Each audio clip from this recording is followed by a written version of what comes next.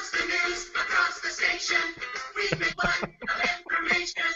You wait, we hope for the news. We just love.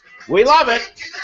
Yes, we do, kids. I can't believe it. This is our 100th episode. We've been doing this. It's a lot better, I think, than the first episode, but it's our 100th episode. And whoops, wait a minute. There's my sound effects guy is like moving everything. Anyhow, the kidders are all gathered to help you laugh and learn a little bit. First of all, from the great state of Indiana, who put Donald Trump in the driver's seat. Not him personally, but Tim Slagle, the Aristotle of comedy. Well, as my uncle always said, the squeaky wheel gets the radio turned up louder. and the hostess of the Terry O'Brien Show right here in Chicago. Please welcome Ms. Terry O'Brien. Hey, yeah, speaking of Indiana, boy, those Cruz supporters were pretty upset. I heard from a bunch of them, and they kept saying, you know, Donald Trump is such a bully, and, you know, I thought they were exaggerating, and then I heard that Donald Trump had given Ted Cruz a wedgie, stole his lunch money, and locked him in a locker. So then I was thinking, maybe they're right. What does your shirt say on there? I can't quite read it. I just read the. Make a noise so the camera goes there. Yeah, here. Okay, it says you're not smart enough to tell me how to live. Oh, I see. I thought all it said was you're not smart enough to tell. I say, yeah, I am. They're real.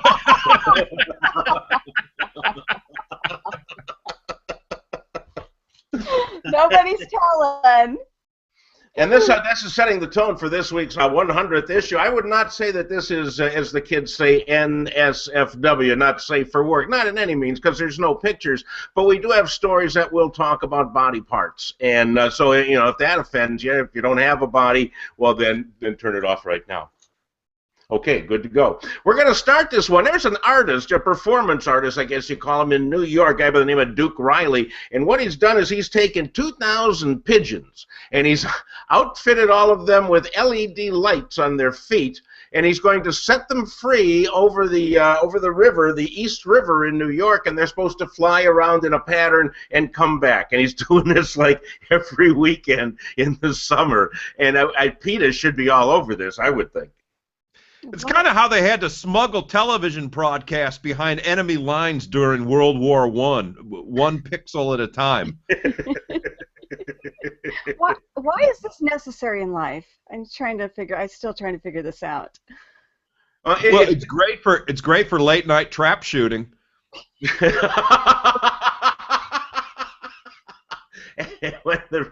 the pigeons are released, you hear from both sides of the river, pull! But and they're selling tickets for the advanced seating where the takeoff and the landing takes place. And I'm thinking, did you people never ever see like a statue? I mean, do you know what pigeons do? And you just straight up at them, you know? Well, actually, if you want to see it, you don't have to buy a ticket. Just unwrap a sandwich. The display will come to you. Exactly, with their own dining lights, you know, so there we go. Okay, here we go. Let's go to Japan for a second, where this woman by the name of Megumi Igarashi, although she works under the pseudonym Rokoden Ashiko. So it's like on the old Hawaii 5-0 when you had Wang Chung played by Gung Fo, you know, it's...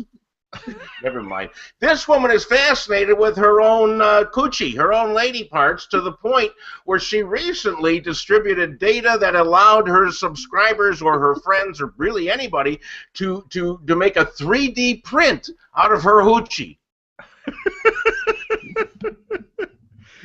You know, it's kind of like going back to the age of AOL when you had to wait a whole day for a JPEG to download. You said her name was. Hurry up! You said her name was like Roku something. Is this what they mean? Ashiko. That's her pseudonym. That's her pen name. Like Roku box, right? Yeah, that's part of it. Yeah, catching on. I thought we brought you in so we wouldn't do stuff like that, Terry. It's okay if I do it. And then she made a kayak modeled after her genitalia. And so I saw a picture of it. It's a big kayak, and they're saying it's obscene. I guess a button on top is what makes it so. But they say that it would sexually arouse people seeing this in a lake.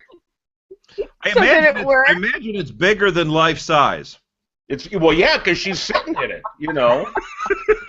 and she calls it, and I quote here, I'm not making this up, her pussy boat. I guess that's what it translates to. And people are offended. I want to know, why are you not offended by those big red bananas that they pull behind speedboats, in resorts? No, but What I want to have modeled after me. the best part of the story is that says Japan has a thriving pornography industry, but they don't allow the display of genitalia.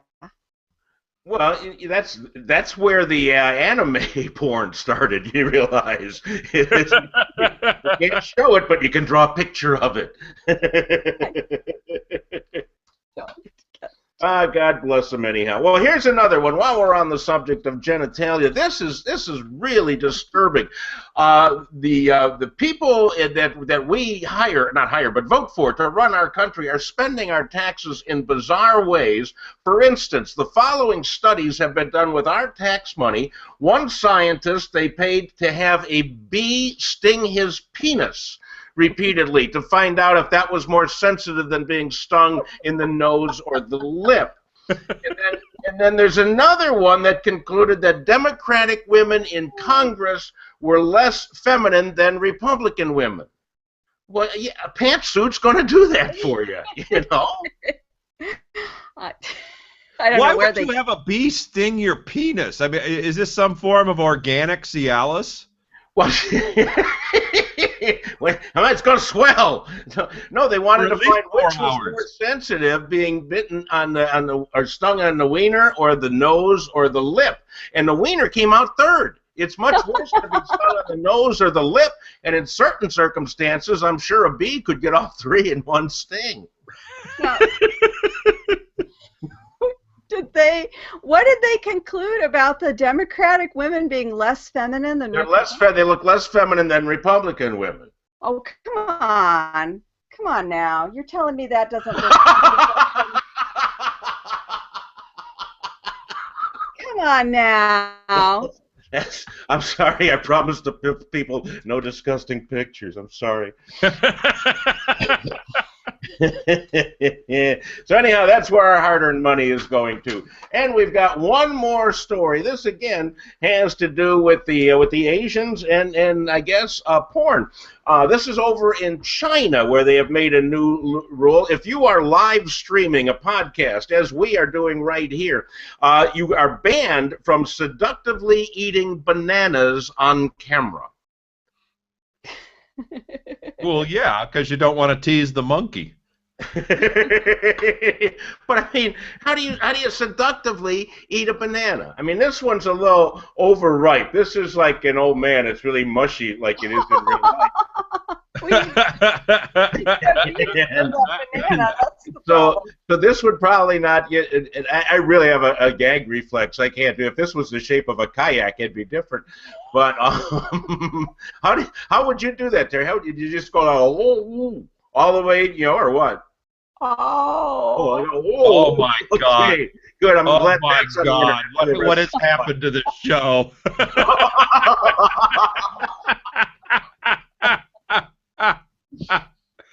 It's all usually when you hit 100, that's when the show goes into syndication.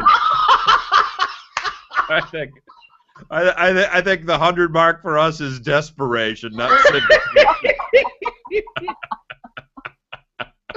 I just hope those Chinese aren't watching, because we're going to be off the air. Well, yeah, we'll be banned from the country. Darn that, But well, I don't think it has anything to actually do with the banana. I think it has something to do with food. Because if you remember, the guys that are watching this stuff 40 years ago, they were the reason why we had to finish our broccoli.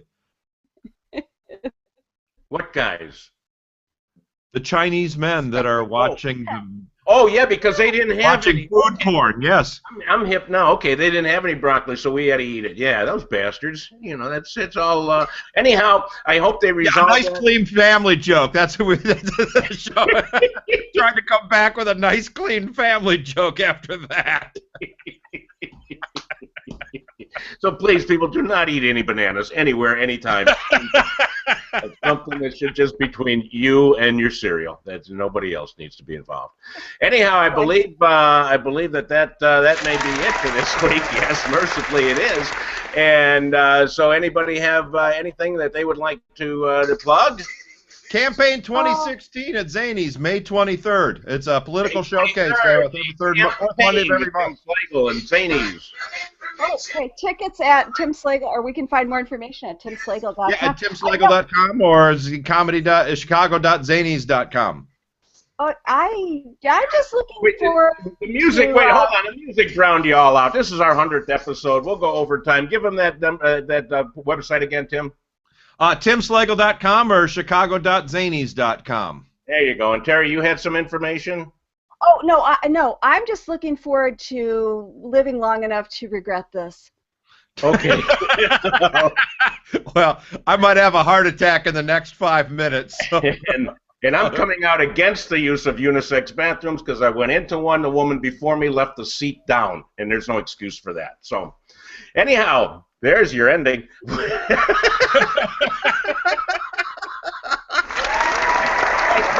night, everybody. Bye-bye. Bye, Pablo.